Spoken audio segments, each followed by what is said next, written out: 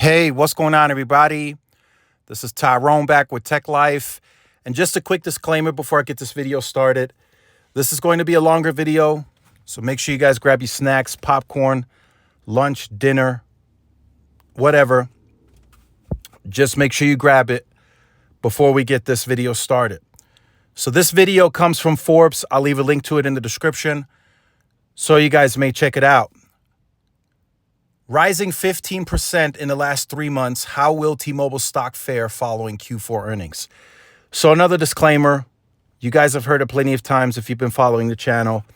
I am no stock expert, no financial expert, so don't go and buy or sell any of your stock based on my opinion.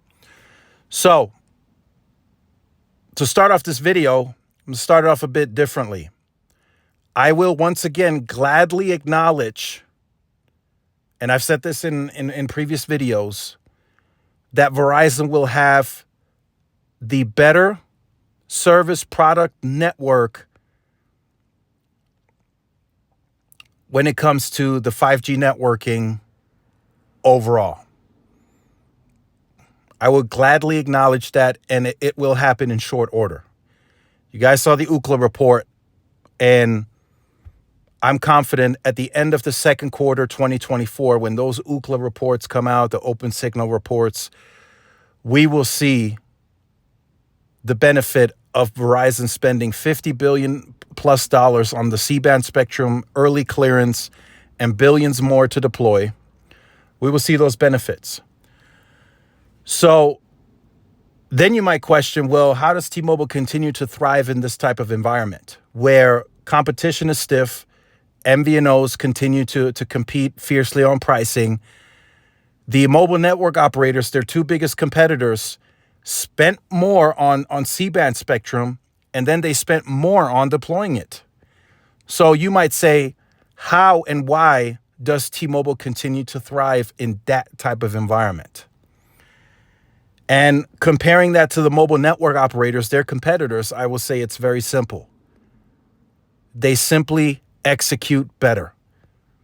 They have better execution. They have a better executive team. They understand the market better. They thrive in a competitive environment, and they simply know how to compete better. They have an all-around better executive team. The CEO, the CEO of Consumer Group, the business, just all around, T-Mobile has the better executive team. It's really that simple. Verizon struggles with executing. Their team is not great at executing. So while that current team is going to sit on the most capacitive, best product, they simply don't know how to execute. That's their problem.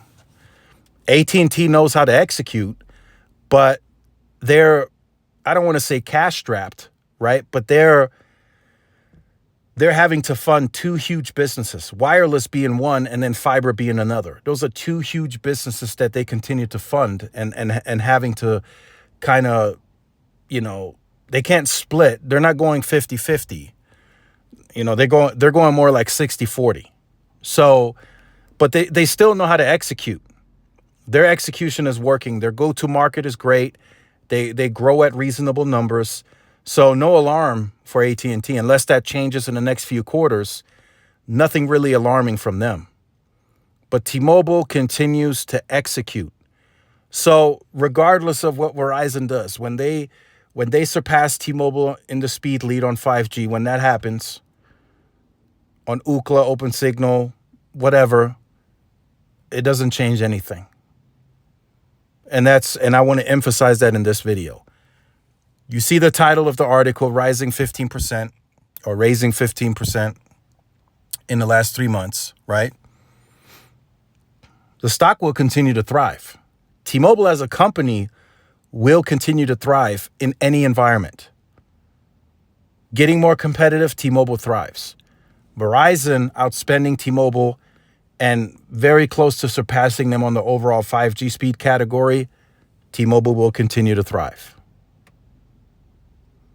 They will simply continue to thrive. They will continue to grow.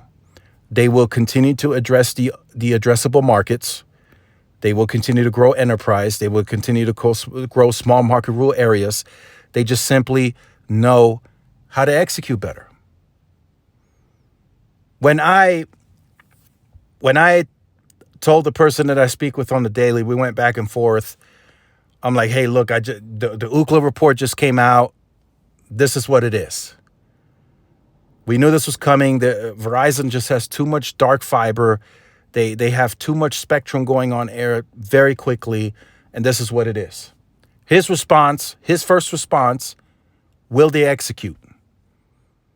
And I didn't even need to respond to that. Will they execute? There was nothing that I could show proof of, show and tell in terms of a response. There's absolutely zero factual numbers out there today that I could have said, yes, they will execute. Maybe I could have, thrown around the fixed wireless access growth, that success. But I had told him that previously in the previous conversation, and his response was, shouldn't they, with the scale that they're getting to now in C-band, with how aggressively the speeds are increasing, his first response was, shouldn't the FWA numbers be bigger than they are? I said, yes. He's probably right. If you look at the speed category, they're close to T-Mobile speeds with less scale on mid-band.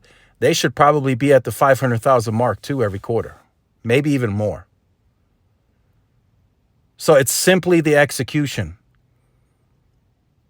He even threw around the idea back to me that it's very possible that the reason Verizon is growing the way they're growing on fixed wireless access is simply because people hate cable.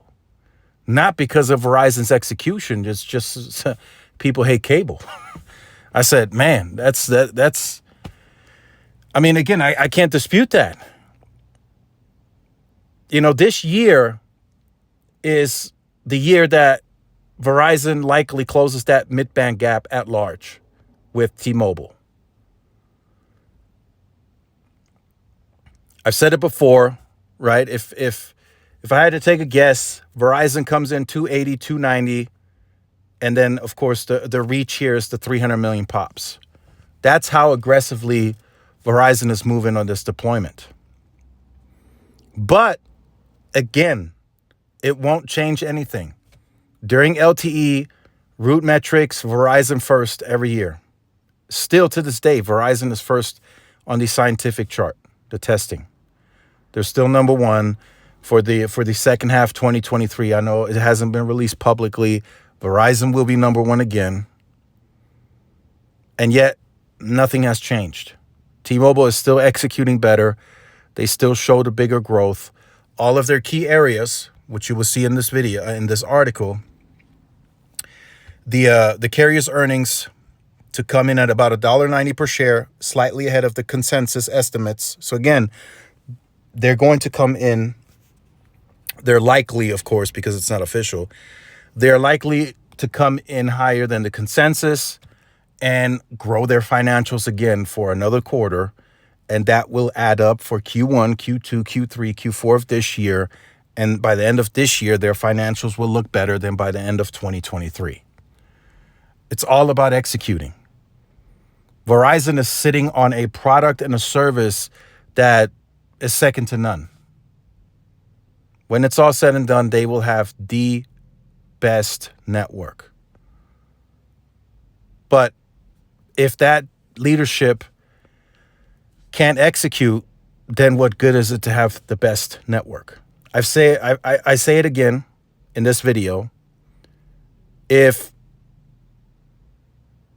a business on a street block, whatever it is, has the absolute best sandwiches, the number one best delicious sandwiches, if that business cannot execute, doesn't know how to market effectively,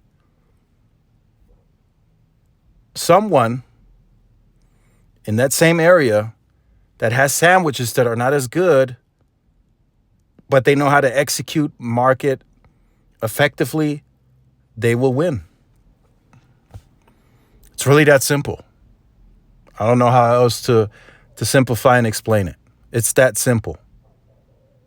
It's the same here. T-Mobile got out first. They scaled quickly. They're now at 300 million plus pops. I've already been hearing some rumblings. If you want to join the membership, a link to that will be in the description. They're moving. T-Mobile's moving. You know, I won't discredit that. They're building a good enough network. They're executing well, which could potentially in the future, again, I will bring this up in this video as well, with them executing the way they are, with them growing the way they are, you know, this year, next year, the year after, at some point in the future, it could be that T-Mobile has to invest a certain amount of capital to serve the base that just makes them the best network by default. It's very possible, especially if they overtake Verizon in total size of customers. You know, it's very possible that they have to invest, and it's very likely, you know, let me just say that here in this video, it's very likely that T-Mobile will be forced to invest more capital in those outer years if they continue growing the way they are. They maintain, per the guidance, the 9 to 10 billion through 2026 as the run rate on their capital. But if they continue growing the way that they are, whenever they have another analyst day, whenever they give more guidance, the guidance will likely show a higher capital. But it's going to be due to the success of the business. And for them to further grow and address addressable markets, the street won't have a problem with it. They will not have a problem with T-Mobile spending more to grow. It's not a problem, especially at that time, right? In the outer years, when they're outside of their guided plans, by that time, the finances will be better. The margins will be bigger. The free cash flow should be higher. I mean, they're beating their free cash flows already. So why not spend another 2 to 3 billion on capital?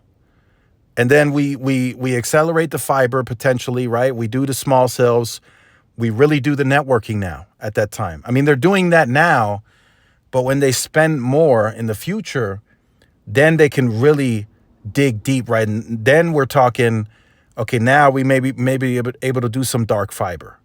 We may be able to really scale the backup generators. We're doing that now, but we can accelerate it and go to a bigger scale with that. And then when you have that at the bigger scale with the same team that's there today, right? I don't know, in the future it might be different. And they continue to execute. I mean, they will be one hell of a successful business, wireless business in the future. So again, it could all change, right? To close out the video, it could change. It could get spicy. Verizon could make a significant, drastic change in their leadership. And then all of a sudden we have to revisit.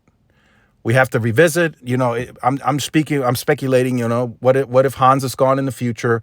They get a new CEO. He cleans house. He gets a whole brand new management team. They change strategy. They pivot. It's all possible. That's why I'm leaving that open for a possibility. But as of now, today, T-Mobile simply executes better. So leave all your comments in the comment section. If you're new to the channel, make sure you guys like, share, subscribe, follow my social media outlets. This is Tyrone with Tech Life, and I will see you in the next one. Peace.